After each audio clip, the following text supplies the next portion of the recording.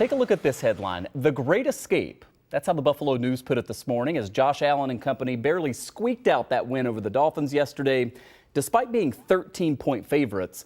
The Miami Herald, a little more reflective with the headline, Dolphins 34-31 playoff loss to Buffalo showed hope and fight.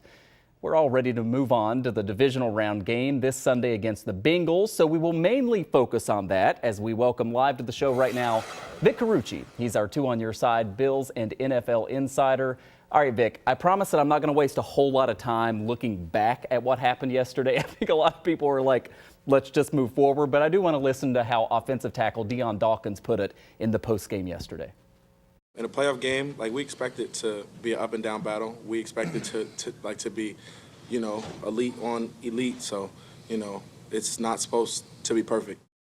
So, Vic, your thoughts on yesterday in the context of sort of fixing what we saw go so wrong? Yeah, I'm going to agree with Dion Dawkins, and not to make it sound homerish or apologetic for the Bills. Obviously, that wasn't the kind of game you expect them to play, and you get caught up in the odds makers thing. But football is really not a trend sport so much as it is a individual game-by-game matchup deal. And the matchup with the Dolphins has been difficult. The history was there with the previous two games, and all three games, 3-point margins, the Bills losing the first one. They're a pain in the butt for the Bills. Their defense presents a lot of problems that the Bills continued to have and didn't really adjust well to, and made it messy, but the win was really all that mattered. Let me write that down. A pain in the butt, Vic Carucci. Good Family explanation TV. of it, no doubt. So we usually do this segment, Vic, each Friday, right, as we're kind of closer to kickoff. But this is playoff season, so we get to talk to you twice this week. I wonder at this point, on a Monday, in terms of preparation, take our viewers kind of behind the scenes a little bit. Is there anything different happening at one Bills drive, or is today just like a typical Monday you'd see during the rest of the season?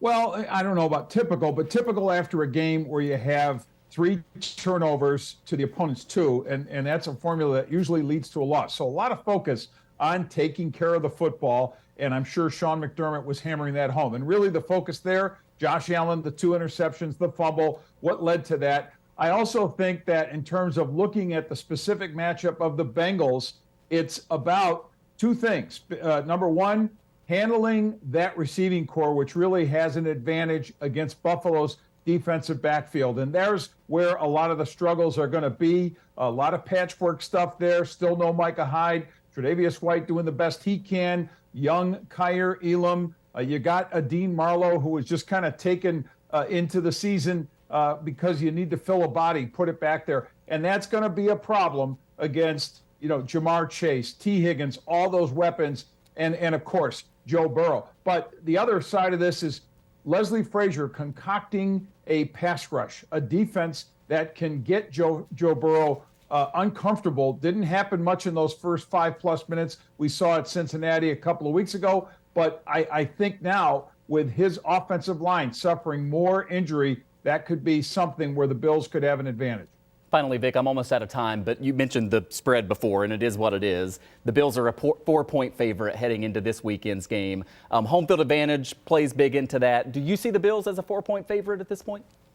I mean, I think this is a pretty even game. I would call it even. I'm not sure I would have given either team any sort of point edge, but that's done for other reasons by the boys in Vegas to try to move money back and forth in terms of the betting. But in terms of this game, yes, huge advantage for the Bills to be playing it here versus Cincinnati. And again, they could be catching the Bengals at the right time. That was not an impressive win, as you saw, against Baltimore, but they'll say the same thing. We won our game, so the Bills won their game, and then we'll see how it works out Sunday.